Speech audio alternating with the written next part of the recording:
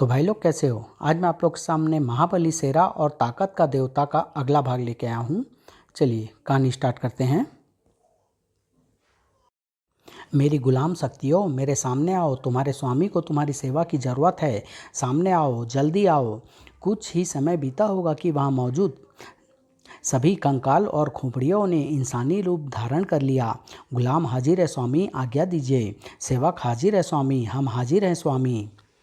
सुनो, मेरा एक दुश्मन किले के भीतर प्रविष्ट हो चुका है। तुम्हें न केवल उसे हर कीमत पर मुझ तक पहुंचने से रोकना है, बल्कि उसे मौत के घाट भी उतारना है।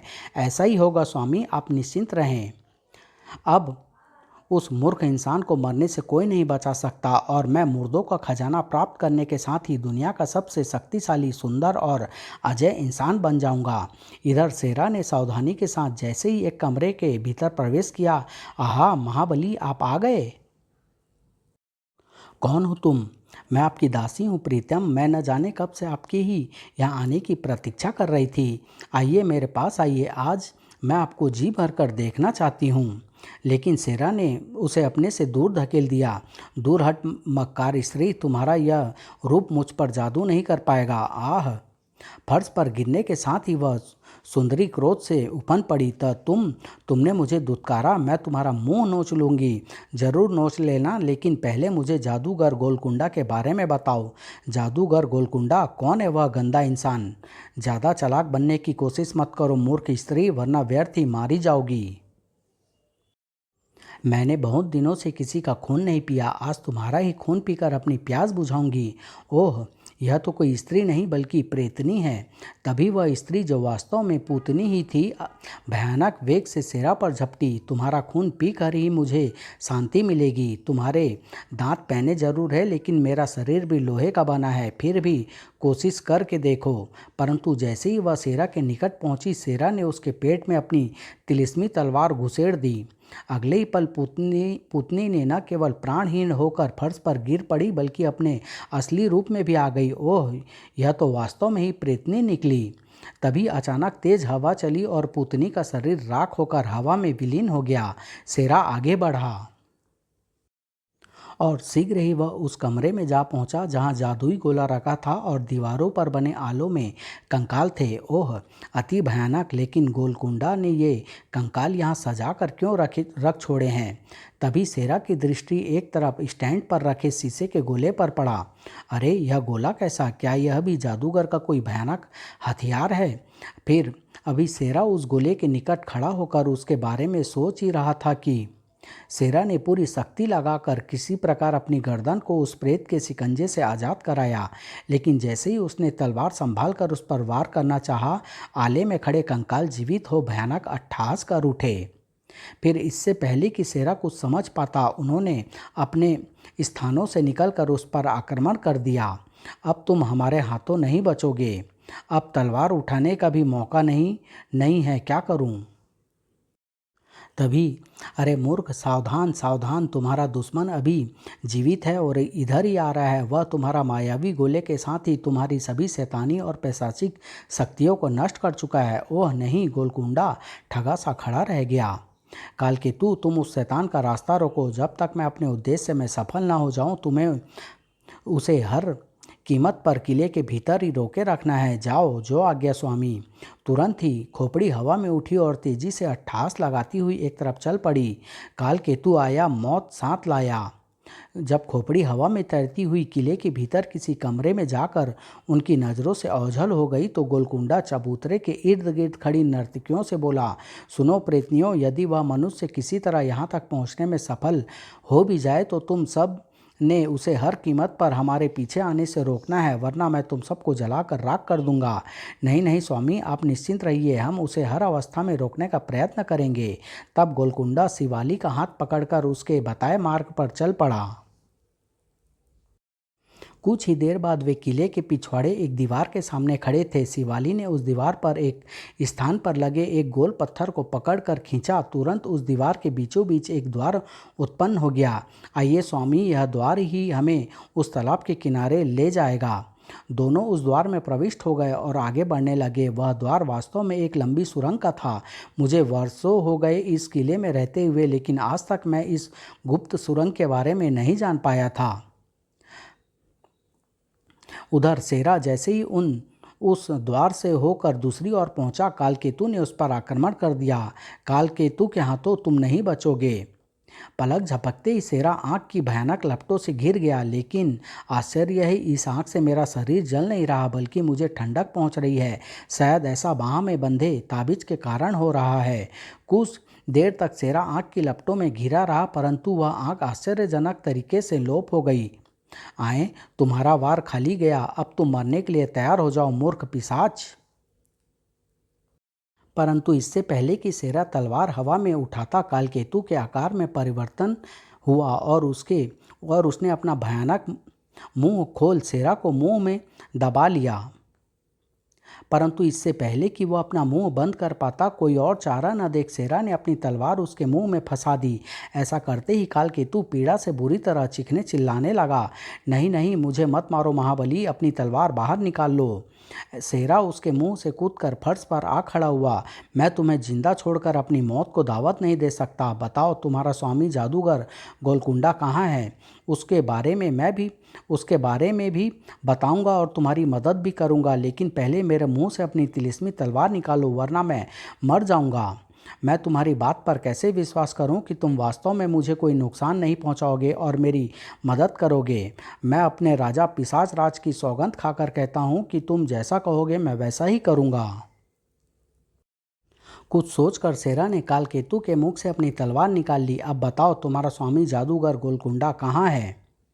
वह मुर्दों का खजाना प्राप्त करने की तैयारी कर रहा है महाबली। मेरे पीछे आओ, मैं तुम्हें वहाँ ले चलता हूँ जहाँ खजाना छिपा है। ओह चलो। कालकेतु हवा में उड़ता हुआ एक तरफ चल पड़ा और सेरा उसका अनुसरण करने लगा। लेकिन जैसे ही कालकेतु उसे लेकर उस स्थान से गुजरा जहाँ की गोलकुंडा ने राजकुमारी शिवाली का दिमाग अपने अधिकार में कर लिया था, नृत्य करती प्रेतियों ने सेरा पर आक्रमण कर दिया। महाबली, इन्हें अपनी तलवार दिखाओ वरना मारे जाओगे। सेरा ने किसी तरह उन्हें अपने से अलग किया और तेजी से अपनी तलवार का रुख उनकी ओर कर दिया। अगले ही पल सभी प्रेतनियां जलकर भस्म हो गई। ये जादूगर गोलकुंडा की ही गुलाम प्रेतनियां थी महाबली, लेकिन अब देर न करो, मेरे पीछे चले आओ। शीघ्र ही कालकेतु सेरा को लेकर किले के पिछवाड़े बने गुप्त सुरंग में प्रविष्ट हुआ। यहाँ तो घटाटोप अंधकार है, कुछ नहीं दिखाई दे रहा। ठहरो, मैं रोशनी करता हूँ। और अचानक ही कालकेतु की आंखों से निकलने वाले तेज प्रकाश से वह सुरंग जगमगा उठी। वाह, चलिए अब तेजी से आगे बढ़िए। कालकेतु के साथ सेरा उस सुरंग में आराम से आगे बढ़ने लगा। उधर शिवाली और जादूगर गोलकुंडा सुरंग पार करने के बाद एक बहुत बड़े तालाब के किनारे पहुंचे। स्वामी, इसी तालाब के भीतर मेरे पूर्वजों का खजाना रखा है, जिसकी रक्षा मुर्दे कर रहे हैं। जानता हूं, तुम समय नष्ट न करके मुर्दों के राजा को पुकारो। शिवाली ने जोर जोर से बोलना आरंभ किया। हे मुर्दों के राजा, मैं राजकुमारी शिवाली खजाने की असली वारिस अपने पूर्वजों का खजाना लेने आई हूँ। कृपया मेरा खजाना मेरे हवाले कीजिए। शिवानी ने उस बात को कई बार दोहराया। तब अचानक ही तालाब का पानी जोर जोर से उछलने लगा। आहा, लगता है मुर्दों का राजा आने वाला है। और कुछ क्षणों बाद तालाब के बीचों बीच से मुर्दों का राजा अत्यंत भयानक एवं विचित्र जल जीव पर सवार होकर बाहर निकला और उनके निकट पहुंच गया। मुर्दों का राजा अपने स्वामिनी का स्वागत करता है। धन्यवाद मुर्दराज, मैं अपने पूर्वजों का खजाना लेने आई हूँ। क्या वह खजाना आप मेरे सुपुर्द करने की कृपा करेंगे?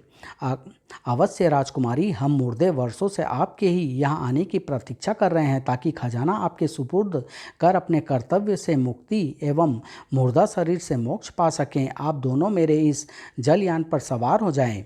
गोलकुंडा मन ही मन प्रसन्न होता हुआ शिवाली के साथ मुर्दों के राजा के जल जीव पर सवार हो गया।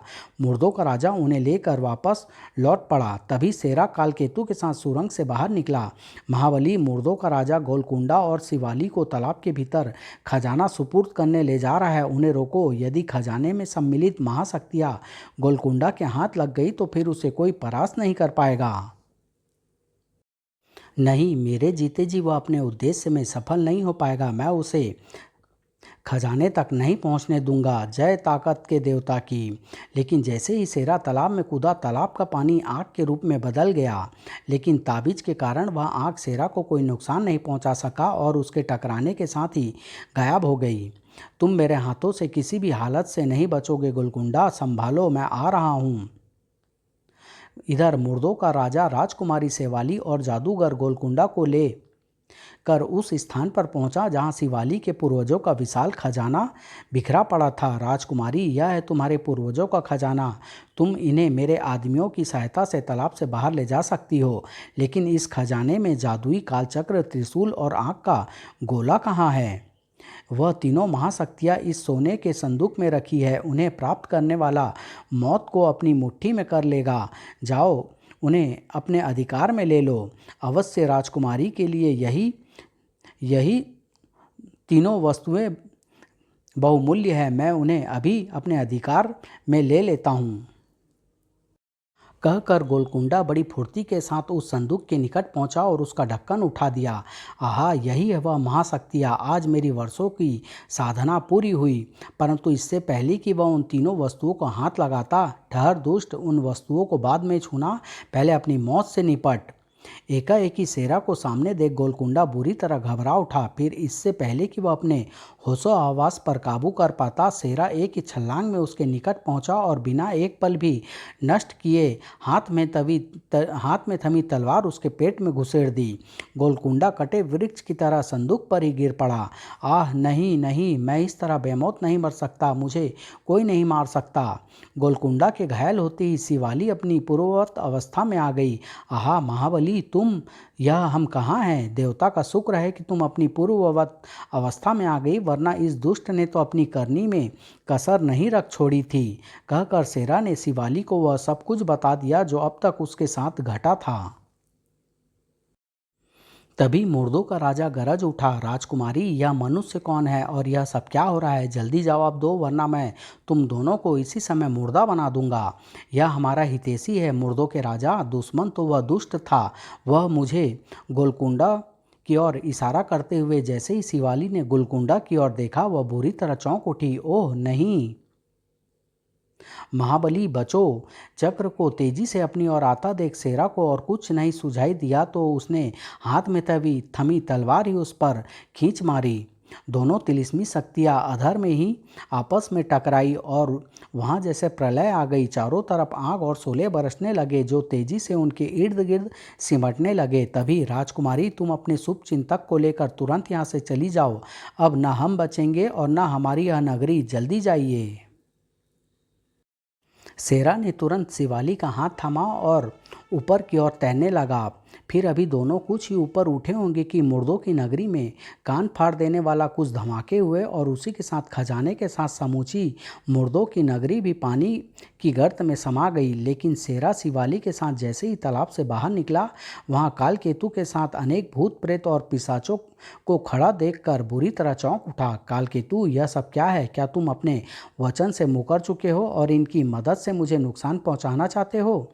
ऐसी कोई बात नहीं है महाबली। दरअसल जादूगर गोलकुंडा के मरने के बाद अब मेरे साथ साथ ये भी आपके गुलाम है और आपके हर आदेश का पालन करने के लिए तैयार है। ओह, लेकिन यदि मैं तुम सबको अपनी गुलामी में न रखना चाहूँ तो तब हम सब आपके आदेश पर आज़ाद हो जाएंगे और अपनी अपनी योनियों में वापस लौट जाएंगे। यदि ऐसी बात है तो मैं तुम सबको इस शर्त पर आज़ाद कर सकता हूँ कि तुम कभी किसी इंसान को नहीं सताओगे। हम सब आपको वचन देते हैं स्वामी। तो ठीक है, जाओ, मैं तुम सबको मुक्त करता हूँ। शेरा का आदेश मिलते ही सभी उछलते कूदते वहां से चले गए। उन सब के नज़रों से ओझल होने के बाद शेरा भी शिवाली के साथ किले से बाहर निकला और बाहर खड़े अपने घोड़े पर राजकुमारी के साथ सवार होकर वारसिला की ओर चल पड़ा। मार्ग में वह साधु बाबा से मिला और सारी आपबीती सुनाकर उनका ताबीज उनके हवाले कर दिया और बोला, मुझे अफसोस है बाबा कि मैं राजकुमारी के खजाने और उसमें रखी 3 शक्तियों को राजकुमारी को प्राप्त करवाने में सफल नहीं हो सका। अफसोस मत करो बेटा, जादूगर गोलकुंडा को समाप्त कर तुमने दुनिया पर बहुत बड़ा उपकार किया है, वरना वह दुष्ट उन तीनों शक्तियों को पाकर राक्षस बन जाता और दुनिया को तबाह कर डालता। और यह भी एक प्रकार से अच्छा ही हुआ कि उस दुष्ट के साथ साथ खजाना और वह तीनों शक्तियाँ भी नष्ट हो गई, वरना उनकी भनक लगने पर कोई और इंसान भी गोलकुंडा बनकर खून की नदियाँ बहा सकता था। खाने पीने और कुछ देर साधु बाबा की कुटिया में विश्राम करने के बाद शेरा और शिवाली पुनः वारसिला की ओर चल पड़े। जैसे ही वारसिला पहुंचे, अरे वह देखो, महाबली शेरा राजकुमारी जी को ले आया है। आहा राजकुमारी जी, तुम तुरंत सेनापति जी को खबर करो। वारसिला की प्रजा अपने राजकुमारी को सकुशल अपने सामने देख खुशी से झूम उठी और दोनों में जय जयकार करने लगी। राजकुमारी शिवाली अमर रहे, महाबली शेरा जिंदाबाद। समाप्त।